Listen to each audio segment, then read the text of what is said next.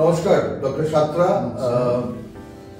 আজকের দিনে আপনার অভিজ্ঞতায় এই যে মডার্ন হেলথ কেয়ার সারা পৃথিবী জুড়ে এখন সেটার কথা আলোচনার মধ্যে আসছে, এই ব্যাপারটায় ভারতবর্ষ একটা চেঞ্জ দেখতে পাচ্ছি এবং এনএসএচএম নলেজ ক্যাম্পাস দুর্গাপুরে এই মডার্ন হেলথ কেয়ার যে ডিপার্টমেন্ট বা তার যে কোর্সেস সেটার কর্ণধার হচ্ছেন আপনি।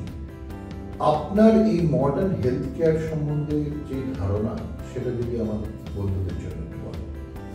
নমস্কার, ইটস ভেরি গুড কোশ্চেন। আমার দীর্ঘদিনের এই অভিজ্ঞতায়, যেটা আমি বিভিন্ন কর্পোরেট হসপিটাল বা স্টুডেন্টদের সঙ্গে হ্যান্ডেল করতে গিয়ে দেখেছি যে আগে যে ধারণা ছিল একটা এক্স রে, রেডিওলজি বলতে একটা এক্স রে, ক্রিটিক্যাল কেয়ার বলতে ইমার্জেন্সি পেশেন্ট হলো ওয়ার্ডে ভর্তি করে দিল। কিন্তু বর্তমানে দেখা যাচ্ছে আমরা সেল লেভেলে স্টাডি করতে পারছি, যেখানে পেশেন্টের কোনো সেল তার নর্মাল ফিচার্স থেকে ডিভিয়েটেড হয়েছে কিনা সেটা আমরা পেট স্ক্যান করে বুঝি। রেডিওলজি ওই লেভেলে চলে গেছে। সিমিলারলি ল্যাব টেকনোলজি যদি বলি, ল্যাবরেটরি টেকনোলজি এখন আর্টিফিশিয়াল, বর্তমানে যে আমরা কোভিড সিচুয়েশনে দেখেছি আর্টিফিশিয়াল, সেখানে আমরা একটা ভাইরাসের তার জেনেটিক্যাল স্টাডি করতে পারছি। তো আগেকার দিনে আমরা কেবল প্যাথোলজি বলতে সুগার, ইউরিয়া, ক্রিয়েটিন ইত্যাদি ইত্যাদি বুঝতাম। এই যে সেলুলার লেভেলে এই যে ম্যাসিভ চেঞ্জ। তারপর হচ্ছে critical care technology. Critical care technology patient আগে আমরা মেডিকেল ইনস্টিটিউশনে দেখতে পেতাম নার্সিং স্টাফ এবং ডক্টর, কিন্তু তাদের দুজনের মাঝে ব্রিজ তৈরি করছে এই যে ক্রিটিক্যাল কেয়ার টেকনোলজিস্ট, যারা well equipped and well trend with different modern upgraded ultra modern equipment যেমন ভেন্টিলেটর ইত্যাদি, যাটা দিয়ে লাইফকে সেভ করতে পারছে। এবং ক্রিটিক্যাল পেশেন্ট যখন পেশেন্ট ক্রিটিক্যাল সিচুয়েশন তখন তারা সেই সার্ভিসটা দিচ্ছে এবং ডক্টরকে অ্যাসিস্ট করছে। এই আমরা পরিবর্তনটা দেখতে পাচ্ছি। ধন্যবাদ ডক্টর সাত্রা। যেটা আমার আরেকটা খুব প্রশ্ন, এই যে মানুষ প্যারামেডিক্যাল কোর্সেসের সম্বন্ধে বলে, তার সাথে মডার্ন হেলথ কেয়ারের যে কোর্সগুলো আপনারা দিচ্ছেন তার মধ্যে কি কোনো পার্থক্য আছে, না সেটা অ্যাডভান্সমেন্ট অফ প্যারামেডিক্যাল? এটা স্যার অ্যাডভান্সমেন্ট, খুব tremendous advancement of the paramedical courses.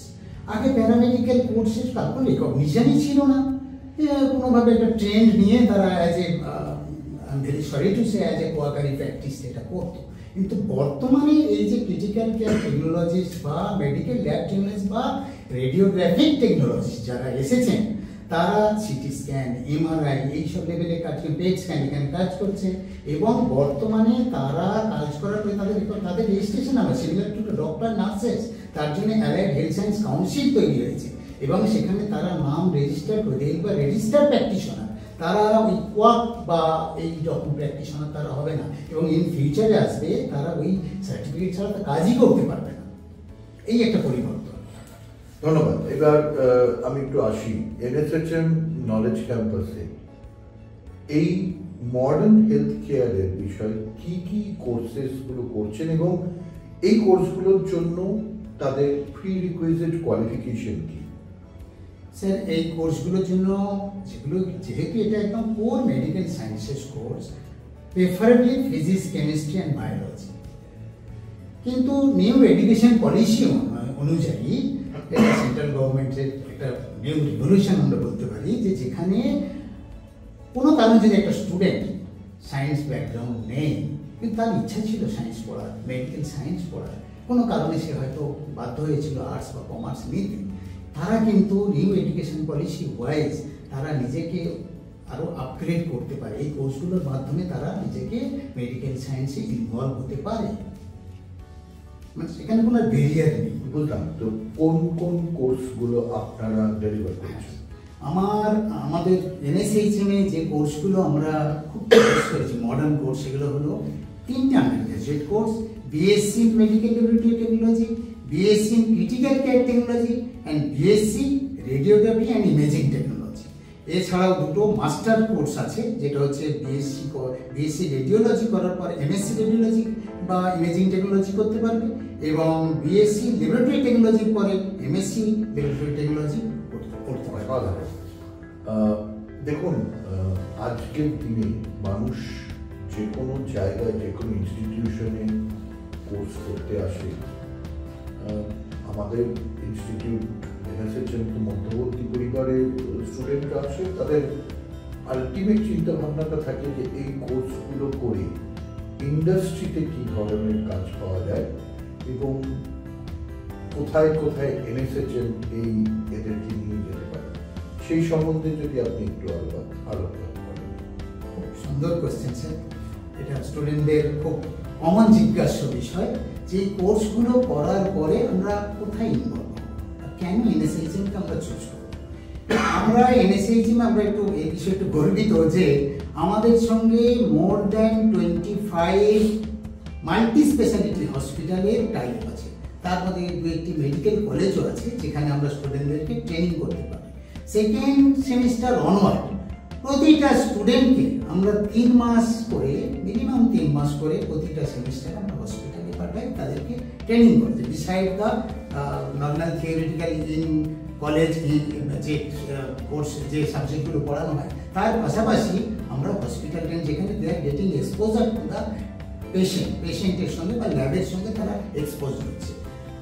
এছাড়া আমাদের যে সিআরটিডি ডিপার্টমেন্ট আছে, সেই ডিপার্টমেন্ট প্রতিনিয়ত আমরা আমাদের যে বিভিন্ন হসপিটাল সঙ্গে টাই আপ আছে তাদের সঙ্গে একটা বাইল্যাটারাল কোঅপারেশন আছে যেখানে স্টুডেন্টকে আমরা পাঠাতে পারবো এবং after completion of their course they will be well equipped to serve the mankind, to serve the nation for in health care sector.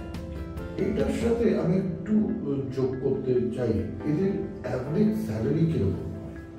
Average salary sir, প্রথমে যেটা তারা তখন তারা একেবারে নবিশ, প্রথম যে স্যালারি তারা স্টার্ট করে, যেমন আমি ক্রিটিক্যাল ক্যাটাগরি এবছর যেগুলো পার হলো তাদের স্যালারি শুরু করলে তারা 25,000 থেকে পার মান্থ 25,000 টাকা স্যালারি, মানে প্রায় 3 লাখ টাকা। প্রায় 3 লাখ টাকা।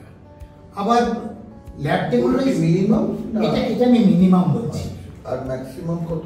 ম্যাক্সিমামটা এরা যত এক্সপিরিয়েন্স হবে, এবং একটা যে প্রবণতা আমি যেটা দেখেছি যে 1 বছর কাজ করার পরে যেহেতু ডিমান্ড আছে বাজারে ভীষণ, এবার আবার অন্য জায়গায় শিফট করবে। অন্য জায়গায় শিফট করলে ধরুন মিনিমাম তারা 5,000 একটা হাইট নিয়ে অন্য জায়গায়। ডক্টর সাহেব, আমি একটু ইন্টারাপ্ট করলাম আপনার এই প্রশ্নে। আমি একটা নতুন জিনিস এখন জানি যে এনএসএচএম নলেজ ক্যাম্পাস দুর্গাপুর বিশেষত এনএসএচএম 2.0 দিকে এগোচ্ছে এবং সেখানে আমরা প্রতিনিয়ত বলছি যে আমরা একাডেমিয়া কর্পোরেট কোলাবোরেশন, এই একাডেমিয়া ইন্ডাস্ট্রি কোলাবোরেশন থেকে বেরিয়ে গিয়ে আমরা বলছি ইন্ডাস্ট্রি ইনসাইড একাডেমিয়া।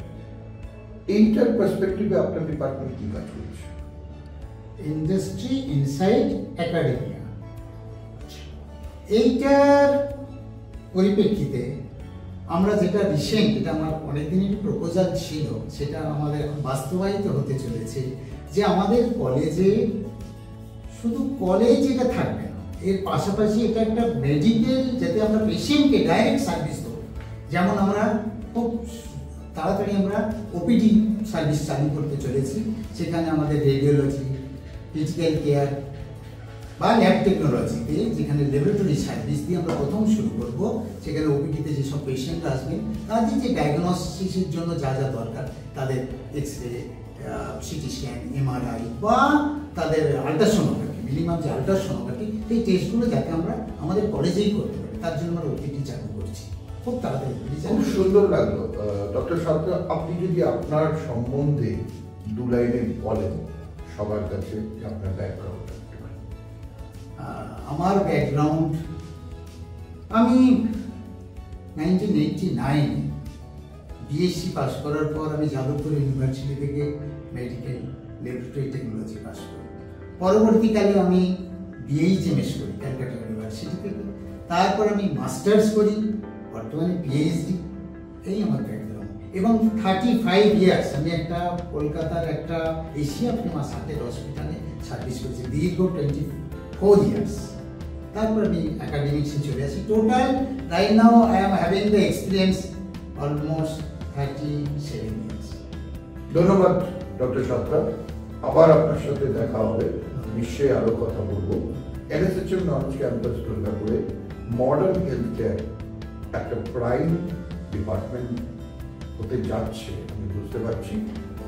এবং all the best. In future আমরা আরো অনেক কোর্স চালু করব।